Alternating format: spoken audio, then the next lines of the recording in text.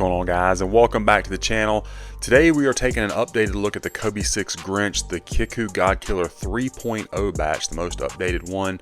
Before we get into them, guys, I want to remind you this video and all the other content on my channel is for educational and entertainment purposes only.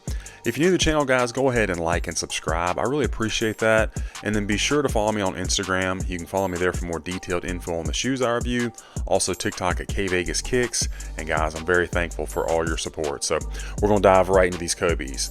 So this one, I mean, obviously needs no introduction. One of the most iconic pairs of all times from the Kobe line, the kvegaskickz Grinch. This is the Kickwho godkiller 3.0 batch. I'll show you their information right there, including that discount code for you, kvegas, always good on their site. We're going to be taking a look at these, also doing a side-by-side with the previous 2.0 version, talking about some of the differences and hope to show you those side by side. So bottom of the shoe, guys, you got that kvegaskickz outsole. Of course, this one has the solid rubber in the heel, semi-translucent in the forefoot. You do have the lower traction around the Shizuku logo, which is correct, and real carbon fiber.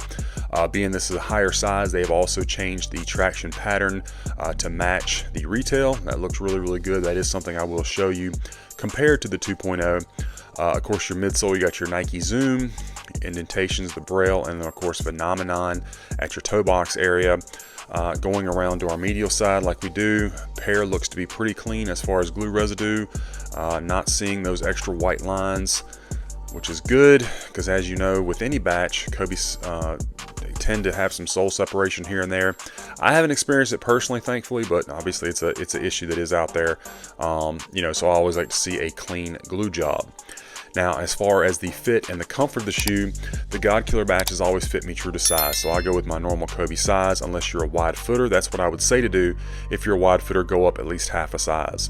As far as the comfort, these are going to stick true to the Pro setup. You're going to get that top-loaded Zoom Turbo unit in the forefoot, just the Cushlon in the heel, so that's great for impact protection. These feel great on court, and I have already done the on-foot shots, and I will tell you that these feel better than the 2.0. In my opinion, the godkiller batch was always a little bit stiff right out of the box. Took some time to break in. Not a lot of time, mind you, but it did take some time to break in. This didn't feel like that out of the box. Very comfortable, a little bit more springy right out of the box. So that is something that they did change as well. Not just aesthetics, they did change some of the tech. They got that Zoom Turbo unit feeling really good. The upper of the shoe, of course, you got that micro mesh upper with the polyurethane scale overlays. They did adjust the gradient fade on that. It's looking pretty good. They also lowered the scale lining to a pretty good height, I believe. Nice shape on your toe box. I will show you again a side-by-side of that scale lining. Of course, you have the correct thinner Kobe laces in that green with the torch tongue system. And then up at the top, you got that nice memory foam tongue, the red Shizuku, and something that the godkiller batch always gets the best is that shape of that tongue, that nice tight spiral. Nobody does it better. Very sleek shape here at your ankle as well. Obviously, you have the correct mold to your foot insole. I did remove the insole from the other shoe, so we'll take a look at that. While I'm talking about laces and tongue, it also does come with the red laces before I forget, so you do have that option. Another thing that the godkiller batch gets better than any other is the overspray effect on the swoosh. You can kind of see it's not a super crisp defined line. It's almost like a slightly messy, and that is what you want to see. That is something that they get better than the other batches, just hands down is what it is. Back of the shoe, you got this nice green patent leather finish, very comfortable plush cushioning around your ankle and your Achilles. And then of course the back of the shoe, you got that heel counter in green with the red Kobe signature. The whole rear portion of the shoe is something that they have improved, both the shape, the height, the color.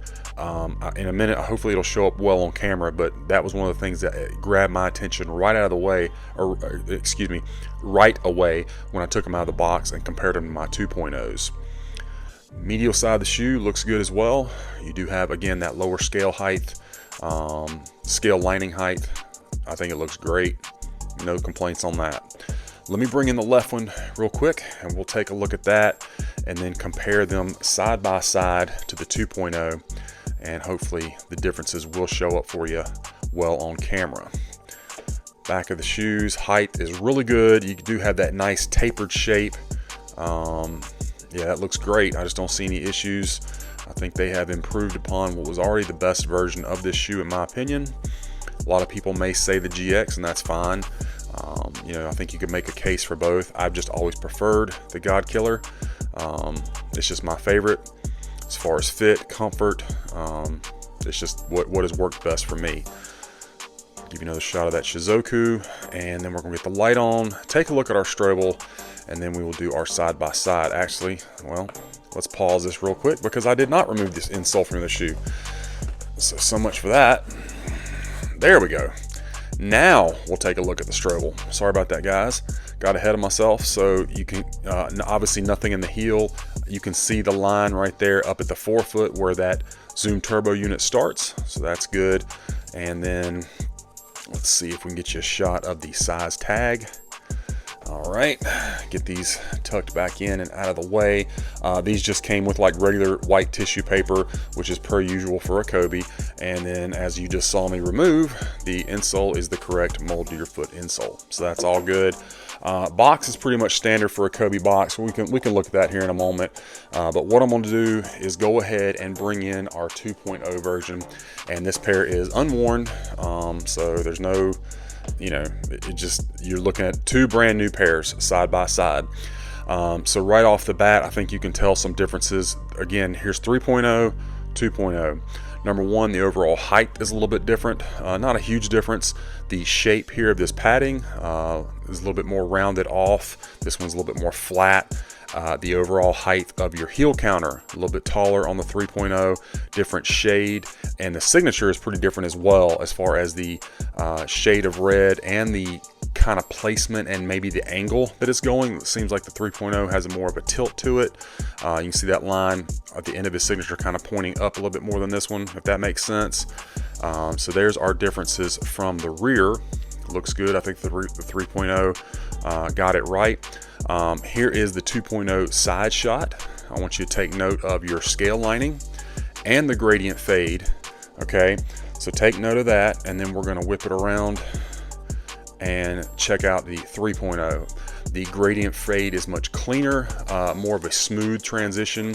And then look at that scale height line. They got it very good on the 3.0. Looks like the midsole coloring is a little bit different too as well. Looks like it's a more smooth transition at this line.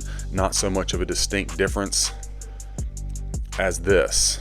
I think you can, hopefully this kind of stuff is showing up on camera. I mean, I can see it pretty clearly, but so look at the color difference between the middle portion of the midsole and the front portion of the midsole versus that. It's more of a uniform color. Also looks to be that the green on the outsole has more of a greenish tint as opposed to almost a little bit more of a yellow tint. I mean, it's still green, but I think you can see what I'm saying.